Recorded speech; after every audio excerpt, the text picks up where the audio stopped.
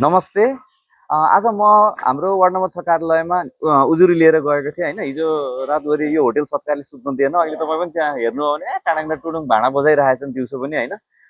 एकदम डिस्टर्ब भइरहेको अवस्था छ। अनि मैले उजुरी दिएर आएँ। त्यहाँ चाहिँ त्यो होटेलको साउजीलाई नि बोलाइयो होइन। बोलाएपछि चाहिँ अलिकति त्यसो छलफल पनि भयो।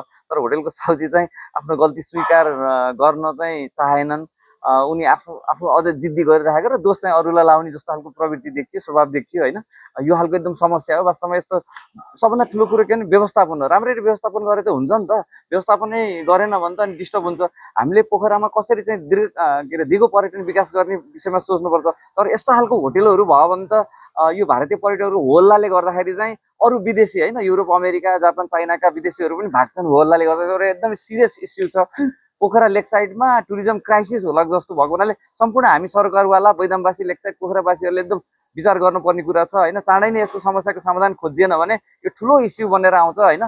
त्यसैले चाहिँ अब के कसो गर्ने हामी त्यही अनुसार लानुपर्छ। म चाहिँ यो होटेललाई चाहिँ एकपल्ट अदालतमा चाहिँ मुद्दा हाल्ने विचार गर्छु। किनभने विगत 3-4 वर्षदेखि त मलाई एकदम डिस्टर्ब गरिरहेको छ। एकदम मानसिक असर परिरहेको छ होइन। वातावरण ऐन संरक्षण ऐन छ होइन, त्योको चाहिँ विरुद्धमा यिनीहरूले त्यो गरिरहेको छ। हामी संविधानमै लेखेको छ कुनै पनि व्यक्ति स्वच्छ वातावरणमा बस्न पाउनुपर्छ भन्ने होइन। त्यो भएको हुनाले चाहिँ एउटा नजिर स्थापित गर्नु छ। अनि तब कि बल्ल चाहिँ हामी पोखराको समग्र लेक साइडको होइन टुरिज्म व्यवसाय चाहिँ विकास गर्न सक्छौँ जस्तो लाग्छ है मलाई। धन्यवाद।